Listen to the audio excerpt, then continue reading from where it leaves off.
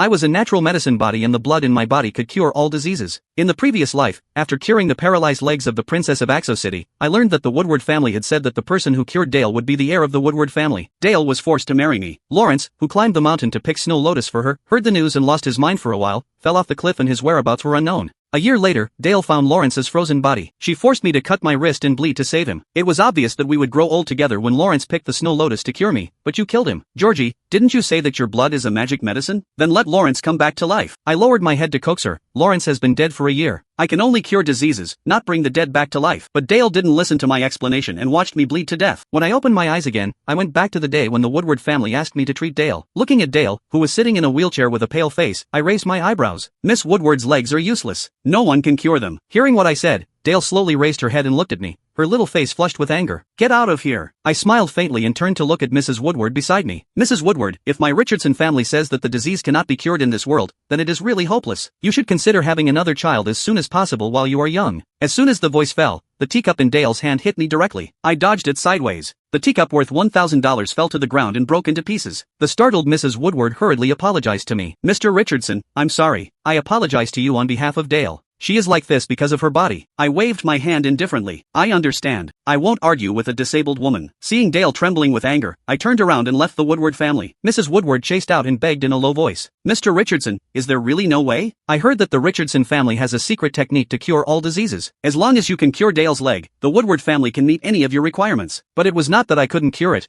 it was that I just couldn't. In the last life, Dale blamed me for Lawrence's death, stubbornly believing that if Lawrence brought back the Snow Lotus, her leg would be cured. If she thought calmly, she would know that the Snow Lotus was just a tonic. The so-called special effects were all hyped up by others. But after she found out that I used blood as medicine to cure her leg, she watched me bleed to death in order to save Lawrence. Before she died, I heard the conversation of the Woodward family servants. It turned out that Lawrence didn't fall off the cliff because of picking Snow Lotus. It was because he knew that he couldn't possess the Woodward family's property, and when he tried to climb up the ladder, he was discovered by the husband of the sponsor and thrown off the cliff. In this life, I would no longer be involved in their entanglement. I hoped they could really grow old together. Miss Woodward's legs, I can't help. Dale followed me out and heard what I said, and there was anger in her sweet voice. Mom, Lawrence has already flown to the Snow Mountain. When he brings back the Snow Lotus, my legs will definitely be cured. Don't worry about my affairs. Mrs. Woodward sighed. The Snow Lotus only has a restorative effect on your legs, but it is far from enough to let you stand up again. The Richardson family is your last hope. Dale was still stubborn. I said, Lawrence can cure me. I looked at Dale deeply, said goodbye to Mrs. Woodward and left. Just as I walked out of the Woodward family gate, a black commercial vehicle stopped in front of me. The woman came out of the car and knelt in front of me. Mr. Richardson, please save my daughter. It turned out that in the accident a year ago, not only Dale was injured, but also her mortal enemy, Angela, from the Austin family. After the car accident, Angela became a half-dead disabled. But after experiencing the tragic last life, I would not use my blood to save people at will, so I rejected Mrs. Austin's request. Mrs. Austin did not entangle anymore and wiped her tears and left. A week later, I received an invitation to the Woodward family banquet. Lawrence came back with Snow Lotus. Mrs. Woodward was afraid that there was something wrong with Lawrence's medicine, so she asked me to check it on the spot. At the banquet, Lawrence stayed by Dale's side. Mrs. Woodward walked to my side with a sad face. I'm not afraid that the medicine Lawrence brought back is useless.